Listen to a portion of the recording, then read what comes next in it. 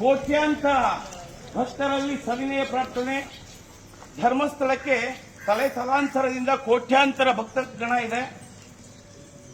ಇಡೀ ವಿಶ್ವದಲ್ಲಿ ಏಕೈಕ ಸಮುದಾಯ ಇವತ್ತಿಗೂ ಜೈನ ಸಮುದಾಯ ಅಹಿಂಸಾ ಪರಮೋ ಧರ್ಮ ಅಂತ ನಡ್ಕೊಳ್ತಾ ಇದೆ. ಒಂದು ಹಿರಿವೆಯನ್ನು ಸಾಯಿಸಲ್ಲ ಅದು ಅಂತ ನಡೆದಾಡುವ ದೇವರಾದಂತಹ ದೇವ ಮಾನವರನ್ನ ಕೆಲವೊಂದು ದುಷ್ಟ ಶಕ್ತಿಗಳು, ಮತಾಂಧ ಶಕ್ತಿಗಳು ಕೊಡುವಂತ ಹಣಕ್ಕಾಗಿ ದೇವಮಾನವರನ್ನ ಅವಹೇಳನ ಮಾಡ್ತಾ ಇದ್ದಾರೆ, ಅಪಪ್ರಚಾರ ಮಾಡ್ತಾ ಇದ್ದಾರೆ. ಕ್ಷೇತ್ರದಲ್ಲಿ ಅವರ ಹತ್ರ ಯಾವುದೇ ಒಂದು ಸಾಕ್ಷಿ ಇಲ್ಲ.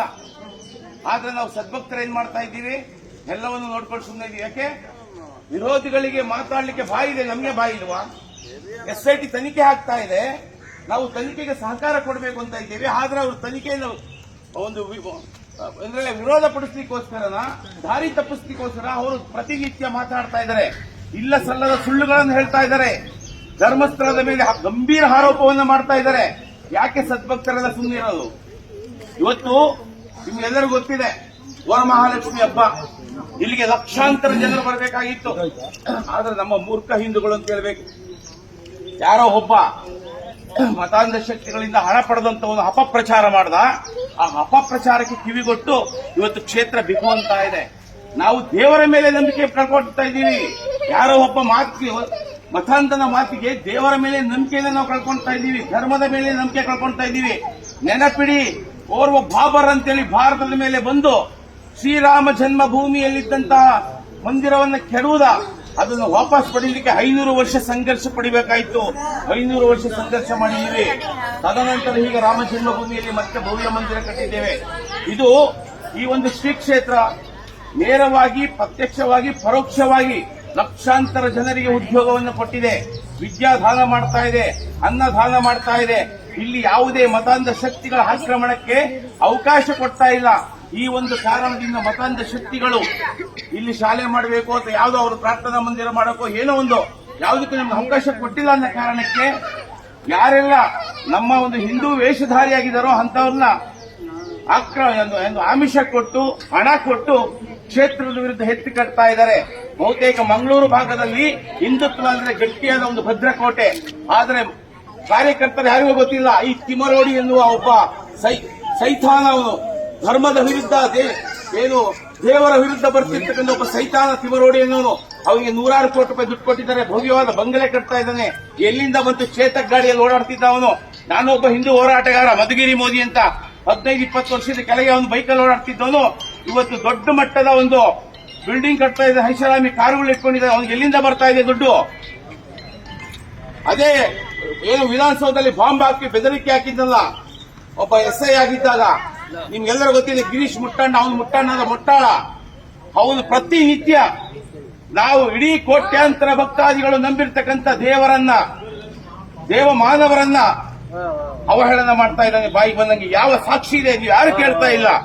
ಸಾಕ್ಷಿಗಳಿದ್ರೆ ತಗೊಂಡು ಕೋರ್ಟ್ ಮುಂದೆ ಕೊಡ್ಲಿ. ವೈಯಕ್ತಿಕ ತೇಜೋವಧೆ ಕಾನೂನಿನಲ್ಲಿ ಅವಕಾಶ ಇಲ್ಲ. ಯಾವ ಕಾನೂನು ಹೇಳದ ವೈಯಕ್ತಿಕ ತೇಜೋವಧೆ ಮಾಡೋ ಅಂತೇಳಿ. ಸಿದ್ದರಾಮಯ್ಯನವರನ್ನ ನಾವು ಯಾರಾದ್ರೂ ಒಂದೇ ಒಂದು ಮಾತು ಬೈದ್ರೆ ಮಾರನೇ ಬೆಳಿಗ್ಗೆ FIR ಆಗಿ ಅರೆಸ್ಟ್ ಮಾಡ್ತಾರೆ. ಅದೇ ಸಿದ್ದರಾಮಯ್ಯನ ಅವಧಿ ಎಷ್ಟು? 5 ವರ್ಷ CM. ನಡೆದಾಡುವ ದೇವರು ಧರ್ಮಸ್ಥಳ ಶ್ರೀ ಕ್ಷೇತ್ರ ಲಕ್ಷಾಂತರ ಜನಕ್ಕೆ ಅನ್ನದಾಸೋಹ, ವಿದ್ಯಾದಾಸೋಹ, ಉದ್ಯೋಗ ಎಲ್ಲವನ್ನೂ ಕೊಡ್ತಾ ಇದೆ. ಒಂದೊಂದು ಸಂಸ್ಥೆ, 100 ಸಂಸ್ಥೆಗಳಿದೆ ಧರ್ಮಸ್ಥಳದವು. ಒಂದೊಂದು ಸಂಸ್ಥೆಗೆ ಈಗ ಉದಾಹರಣೆಗೆ ಹೇಳಬೇಕು ಅಂದ್ರೆ ಗ್ರಾಮೀಣಾಭಿವೃದ್ಧಿ ಯೋಜನೆ ಇದೆ. 40,000 ಜನ ಉದ್ಯೋಗ ಸಿಕ್ಕಿದ್ದಾರೆ.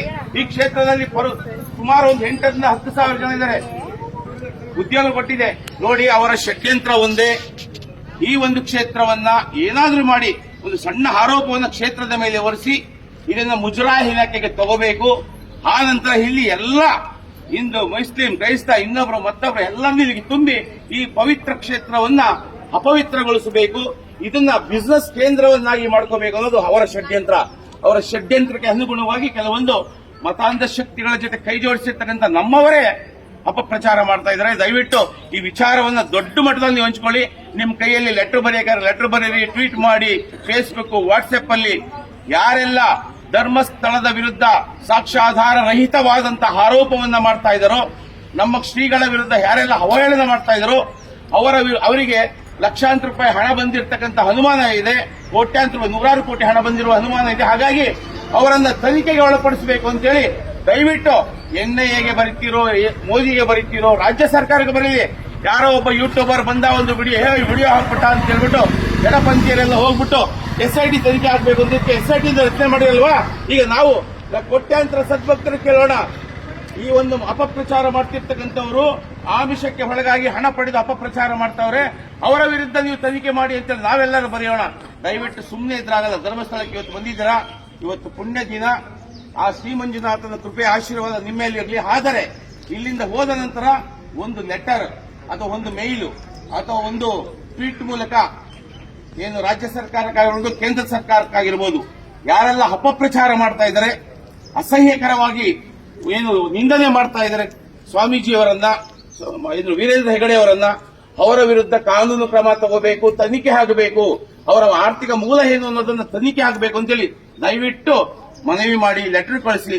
ಎಲ್ಲರಿಂದ ಸಾಧ್ಯ ಆಗುತ್ತೆ. ಏನೇನೋ ಮಾಡ್ತೀವಿ, ನಮ್ಮ ಕ್ಷೇತ್ರ ಉಳಿಸ್ಕೊಳಕ್ಕೆ ಇಷ್ಟು ಮಾಡಕ್ಕಾಗಲ್ವ ನಮ್ಮ ಕೈಲಿ? ಏನ್ರಪ್ಪ, ಯಾರ ಕೈಲಿ ಮಾಡಕ್ಕಾಗಲ್ವಾ? ಒಂದೇ ಒಂದು ಟ್ವೀಟ್ ಮಾಡಿದ್ರೆ ಸಾಕು. ತಿಮರೋಡಿ ಮತ್ತೆ ಕೆಲವೊಂದು ಯೂಟ್ಯೂಬರ್, ಅಲ್ಲಿಂದ ಗಿರೀಶ್ ಮುಟ್ಟಣ್ಣ, ಆಮೇಲೆ KV ಧನಂಜಯ್ ವಕೀಲರು, ಈ ತರ ತುಂಬಾ ಜನ ಇದ್ದಾರೆ. ಎಲ್ಲ ನಡಪಂಥೀಯರೇ.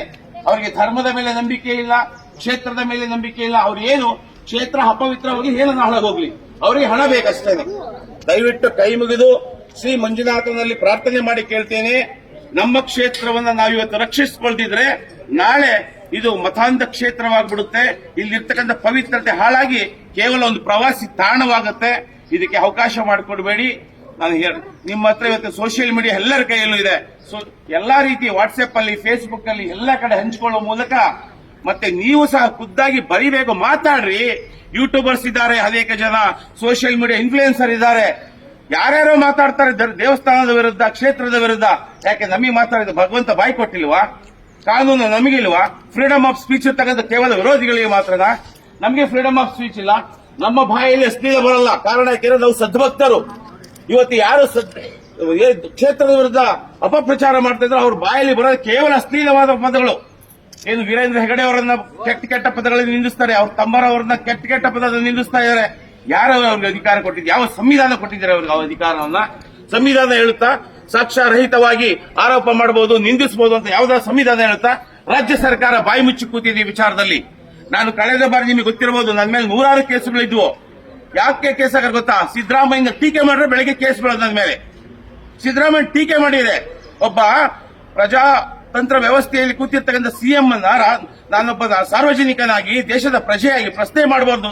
ಪ್ರಶ್ನೆ ಮಾಡಿದಕ್ಕೆ ನನ್ನ ಮೇಲೆ ಕೇಸ್ ಆಗೋದಾದ್ರೆ, ನನ್ನ ಕ್ಷೇತ್ರ, ನಾನು ತಲಾಂತರದಿಂದ ನನ್ನ ಕುಟುಂಬ ಎಲ್ಲವೂ ನಿಮ್ಮೆಲ್ಲರ ಕುಟುಂಬ ಇಲ್ಲಿ ಒಂದು ಭಕ್ತಿಯಿಂದ, ಭಾವದಿಂದ, ಧನ್ಯತಾ ಭಾವದಿಂದ ಬರ್ತೀವಿ. ಒಂದು ನಂಬಿಕೆ ಇದೆ. ಆ ನಂಬಿಕೆ, ಧಾರ್ಮಿಕ ನಂಬಿಕೆಗೆ ಪೆಟ್ಟು ಕೊಡ್ತಾ ಇದಾರಲ್ವಾ? ಇದರ ವಿರುದ್ಧ ನಾವು ಯಾಕೆ ಪ್ರಶ್ನೆ ಮಾಡಬಾರ್ದು ಗೊತ್ತೇ? ದಯವಿಟ್ಟು ಮತ್ತೊಮ್ಮೆ ಕಳಕಳಿಯ ಮನವಿ ಮಾಡ್ತಾ ಇದ್ದೀನಿ.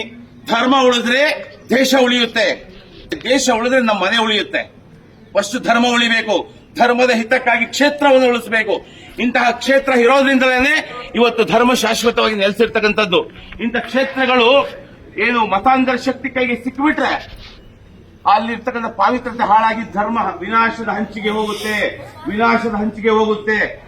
ಏನು ಕ್ಷೇತ್ರದ ಮೇಲೆ, ಸ್ವಾಮೀಜಿಯವರ ಮೇಲೆ